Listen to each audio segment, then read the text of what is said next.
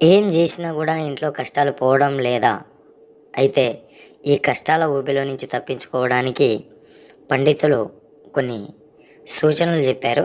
అంటే ఎన్ని పూజలు చేసినా, పరిహారాలు చేసినా, దాన ధర్మాలు చేసినా కూడా ఆర్థిక సమస్యలు వెంటాడటం, కష్టాల ఊబిలో కూరుకుపోవడం, వీటన్నిటికీ నివారణ దశగా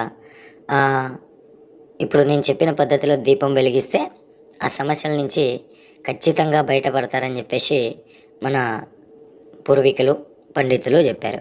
మరి ఇంతకీ ఇంట్లో ఎలాంటి దీపం వెలిగించాలో ఇప్పుడు మనం తెలుసుకుందాం.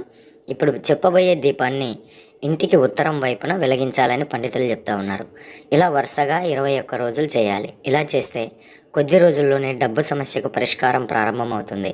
అలాగే ఇంట్లో శాంతి కోసం ప్రతిరోజు ఇంట్లో ఏ చిన్న సమస్యకైనా గొడవలు జరుగుతూ ఉంటే మిగిలిన ఇంటి సభ్యులతో సంబంధాలు కూడా చెడిపోతున్నట్లయితే ఇంటికి పడమర దిక్కున దీపం వెలిగిస్తే కొద్ది రోజుల్లోనే ఇంట్లో శాంతి నెలకొంటుంది.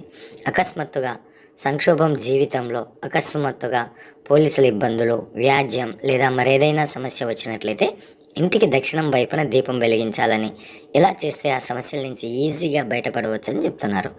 తర్వాత త్వరగా సమస్య నుంచి కూడా బయటపడవచ్చు.